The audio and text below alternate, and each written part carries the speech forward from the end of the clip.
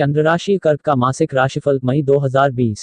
स्वास्थ्य के मामले में मई का महीना अधिक अनुकूल दिखाई नहीं दे रहा है, क्योंकि आपके सप्तम भाव में शनि, मंगल और बृहस्पति हैं तथा छठे भाव में केतु की उपस्थिति है। यह सभी ग्रह और इसके अतिरिक्त द्वादश भाव में राहु की उपस्थिति आपके स्वास्थ्य को पीड़ित कर सकती है। विशेष रूप से आपको नाभि से नीचे के क्षेत्र में समस्या का सामना करना पड़ सकता है, चाहे उस स्थिति में आपको मूत्र संबंधित समस्याएं हों या फिर लीवर से संबंधित। लेकिन आपको विशेष रूप से ध्यान देना पड़ेगा, क्योंकि असंतुलित खान पान भी इसकी एक वजह बन सकता है और मानसिक तनाव को स्वयं पर हावी ना होने दें। वर्तमान में चल रहे कोरोना संक्रमण से बचने का प्रयास करें।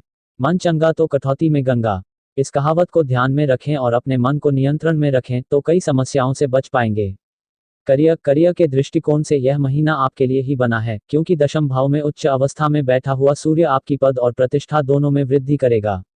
केवल इतना ही नहीं, आपके वरिष्ठ अधिकारी भी आपके पक्ष में रहेंगे और यदि आपकी बॉस कोई महिला है तो आप उनके कृपा पात्र बने रहेंगे, यानी कि वरिष्ठ अधिकारियों के सानिध्य का लाभ आपको अवश्य मिलेगा। इसके अतिरिक्त आपको सप्तम भाव में बैठे शनि से भी लाभ मिलेगा। सहकर्मी भी आपके पक्ष में रहेंगे और विरोधियों के ऊपर आप हावी रहेंगे, इसलिए वे चाहकर भी आप कर कुछ बुरा नहीं कर पाएंगे। सूर्य जैसे ही महीने के उत्तरार्ध में एकादश भाव में जाएगा, आपके लिए अच्छे परिणाम और बढ़ जाएंगे, लेकिन इस दौरान आपको अपने वरिष्ठ अधिकारियों से अच्छा व्यवहार बनाए रखना होगा, नहीं तो आप मुसीबत खुद मोल ले लेंगे। यदि आप एक व्यवसायी हैं तो यह मानकर चलें कि लाभ आपको अवश्य मिलेगा और आपका व्यापार बेहतर तरीके से आगे चलेगा, लेकिन उसके लिए सुनियोजित ढंग से एक स्ट्रेटजी बनाकर आपको चलना होगा और अपने बिजनेस पार्टनर से अच्छे संबंध रखने होंगे, अन्यथा आप दोनों के बीच का तनाव बिजनेस पर भी हावी पड़ सकता है। प्रेम, विवाह, व्यक्तिगत संबंध, प्रेमी युगल की बात की जाए तो पंचम भाव का स्वामी मंगल सप्तम भाव में सप्तम भाव के स्वामी शनि और बृहस्पति के साथ युति में बैठा हुआ है। ऐसी स्थिति में कुछ लोगों को प्रेम विवाह की सौगात मिल सकती है। हालांकि यह रास्ता इतना आसान नहीं होगा, क्योंकि मंगल और शनि आपस में प्रबल शत्रु हैं, फिर भी पंचम और नवम का संबंध काफी हद तक आपके प्रेम विवाह में सफलता का योग बनाएगा। इसके अतिरिक्त पंचम भाव पर पड़ रही शुक्र की दृष्टि आपके प्रेम जीवन को कहीं से भी कम नहीं होने देगी और प्यार भरपूर रहेगा। आप एक दूसरे को समझेंगे और एक दूसरों की जरूरतों को ध्यान में रखते हुए एक दूसरे की हर संभव सहायता भी करेंगे। वे आपसे मन की बातें शेयर करेंगे तथा साथ में समय बिताने का कोई भी मौका हाथ से जाने नहीं देंगे। कुल मिलाकर कहा जाए तो आपकी लव लाइफ के लिए मई का महीना किसी वरदान से कम नहीं होगा और इस दौरान आप जमकर अपनी लव लाइफ का लुत्फ उठा पाएंगे। यदि आप विवाहित हैं तो यह समय बेहद चुनौतीपूर्ण रह सकता है और इस दौरान आपको संभल कर रहना होगा, क्योंकि सप्तम भाव में शनि, मंगल और बृहस्पति की स्थिति आपके जीवन साथी को स्वास्थ्य संबंधित परेशानियां भी दे सकती है और आपके रिश्ते में दिक्कतें भी उत्पन्न कर सकती है।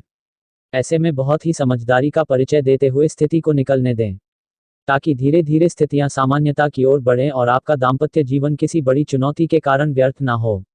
यदि आपका प्रिय जीवन साथी इस दौरान आपसे कुछ विशेष बातें कहता है तो उनकी बातों को पूरे ध्यानपूर्वक सुनें। चाहे वह अधिक महत्वपूर्ण ना भी हो तो भी उनको महत्व दें और ठंडे दिमाग से काम लें, तभी इस चुनौतीपूर्ण समय से आप निकल पाएंगे और दाम्पत्य जीवन में अच्छे संबंधों का लाभ उठा पाएंगे। सलाह, इस महीने आपको भगवान हनुमान जी की उपासना करनी चाहिए और बजरंग बाण का नियमित रूप से पाठ करना चाहिए तथा साथ ही साथ देव गुरु बृहस्पति की कृपा पाने के लिए मस्तक पर केसर अथवा गोपी चंदन का तिलक लगाना चाहिए। आप चाहें तो सोमवार का व्रत भी रख सकते हैं और चंद्र देव की प्रसन्नता पाने के लिए पूर्णमासी के दिन चंद्र देव को अर्घ्य अवश्य दें। सामान्य स्वास्थ्य के प्रति सजग रहकर और अपने जीवन साथी अथवा बिजनेस पार्टनर के साथ अच्छा व्यवहार करके आप मई के महीने की अच्छाई को और अधिक बढ़ा सकते हैं, यानी कि यह महीना काफी हद तक आपके लिए बेहतर रहेगा। सप्तम भाव में उपस्थित शनि, मंगल और बृहस्पति मानसिक तनाव को अवश्य ही बढ़ाएंगे और आपके व्यवहार में थोड़े बदलाव जरूर आएंगे, लेकिन धीरे धीरे आप इसके अभ्यस्त हो जाएंगे।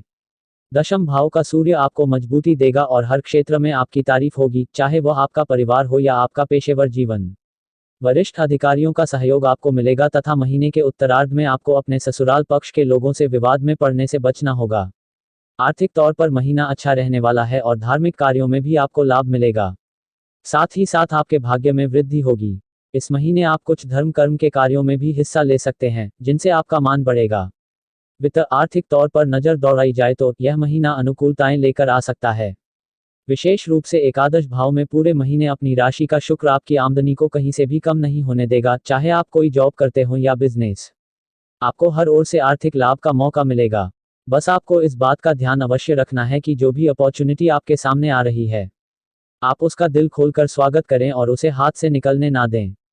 12वें भाव में उपस्थित राहु व्यर्थ की यात्राओं से संबंधित या फिर बेवजह के खर्चे कराने के लिए मशहूर है। ऐसे में खर्चों पर नियंत्रण रखना आपके हाथ में है। थोड़ा ध्यान अवश्य दें, क्योंकि अगर आपको इन खर्चों की लत पड़ गई तो आने वाला समय चुनौतीपूर्ण हो सकता है। यात्रा पर जाना अनुकूल नहीं है। महीने के उत्तरार्ध में सूर्य भी एकादश भाव में पहुंचकर आपको जबरदस्त आर्थिक लाभ देगा और केवल इतना ही नहीं, बल्कि सरकारी क्षेत्र से भी आपको जबरदस्त लाभ हो सकता है। कुल मिलाकर कहा जाए तो इस महीने आपकी आर्थिक स्थिति सुदृढ़ होगी और आप भविष्य के लिए निवेश की योजनाएं भी बना पाएंगे। पारिवारिक दोस्त, यदि आपके पारिवारिक जीवन पर नजर डाली जाए तो पता लगता है कि आप इस दौरान काम में अधिक व्यस्त रह सकते हैं, जिसकी वजह से परिवार को समय कम दे पाएंगे। इसलिए पारिवारिक सुख की थोड़ी कमी महसूस कर सकते हैं। लेकिन परिवार का वातावरण काफी अच्छा रहेगा और इस दौरान लोग एक दूसरे के प्रति सहृदयता का भाव रखेंगे। आपके कुटुंब के लोग आपके बिजनेस या कार्यक्षेत्र में आपकी सहायता करेंगे और यदि आपको कोई महत्वपूर्ण निर्णय लेना है तो आप उसमें उनकी सलाह भी ले सकते हैं, वह अवश्य काम आएगी। छोटे भाई बहनों का सहयोग इस दौरान आपको मिलेगा और बड़े भाई बहन तो आपके साथ हैं। इस प्रकार पूरा परिवार आपके साथ खड़ा दिखाई देगा। अपने आप को मजबूत समझें और इस परिवार की भलाई के बारे में विचार करें। यदि जीवन साथी और परिवार वालों के बीच कोई विवाद चल भी रहा है तो इस समय उस विवाद में ना पड़ें, थोड़ा शांत रहकर उस मामले को दबाएं ताकि घर की शांति ना बिगड़ने पाए।